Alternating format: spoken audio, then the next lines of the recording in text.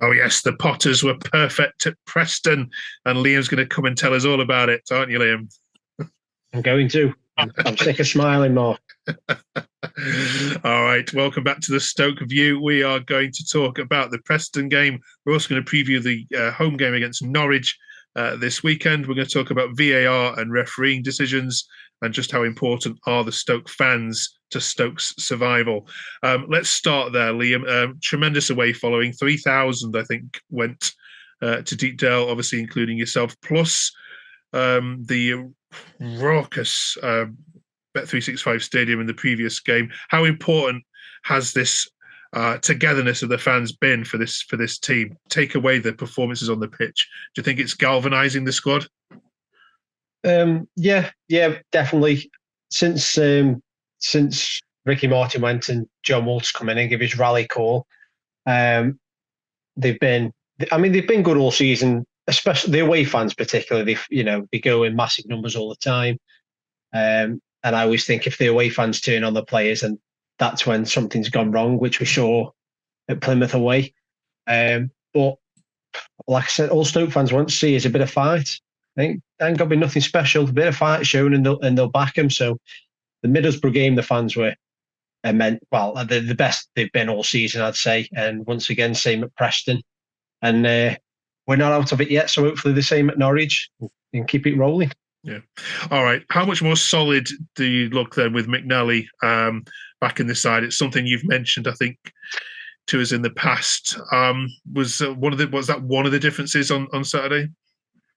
Yeah, I think so. I think there's been a bit of realization from manager and players. I think kind of going into the bottom three kind of shook everybody up, and he changed from a 4 at the back for Boro to 5 at the back for Preston. I think he knew there was going to be a lot of eyeballs coming in, so he's played his 3 centre backs to win everything. And basically, everyone's just shown a lot more fight, a lot more determination. Everyone's doing their individual jobs. And McNally come up with a goal as well. It's always nice for him on his return, but yeah, it's better all round. Yeah. What about Gooch as well? Because I saw a lot on Twitter about I saw one person describe him as phenomenal, which is not a word we've associated with any Stoke player this year. Was he phenomenal? Yeah, considering especially he's not even a right back and he's playing left back. He's a utility man, isn't he? Yeah. But he was twisting the Preston fullback inside out. They had him on toast all game.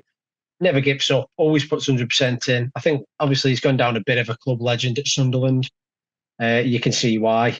Heart's in it 100%. Not the best technically, but I don't think it matters in the Championship.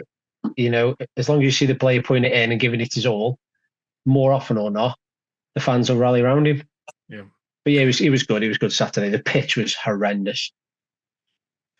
Let's bring in our Norwich fan then, and let's have a chat with them about this game coming up then. Good evening, Alfie. How are you?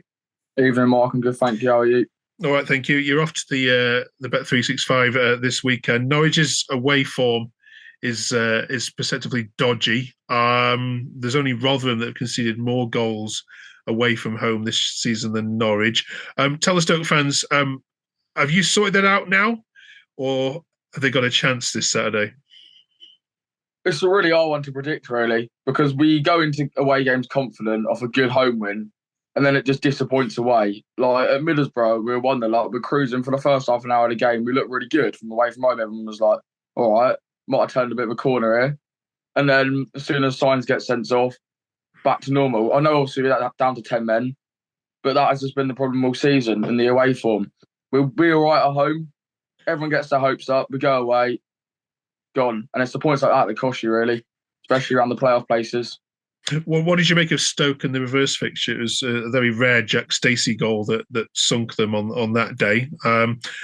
Did you think then that they'd be in trouble? No, personally, I thought they were going to have their average season mid-table. Didn't think they'd be in trouble. They went for a very bad period, around from just before Christmas time to around a few weeks ago, but they picked up a little bit now.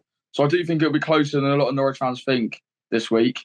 I think not like last few games, Stoke have woke up a little bit, And I reckon that they'll definitely stay up now. In my opinion, I reckon they will. Like Blackburn look a lot worse than them.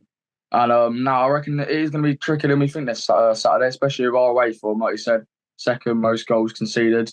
And I think our overall away form is it 18th overall, something like that in the league. Which ain't great for a playoff pushing side, is it? It's just at home is where we perform. Okay. Liam, this is the Alex Neil derby, or it used to be anyway. What do you reckon to your chances against the Canaries? They're flying high at the moment. Yeah, if you'd asked me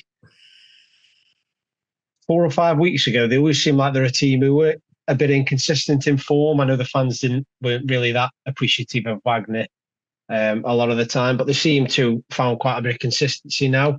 Seem like they've got goals from everywhere. If it's not Sargent, it's Sara. If it's not Sara, anyone could pop up with a goal from anywhere. So I think it'll be a tough game, in all honesty.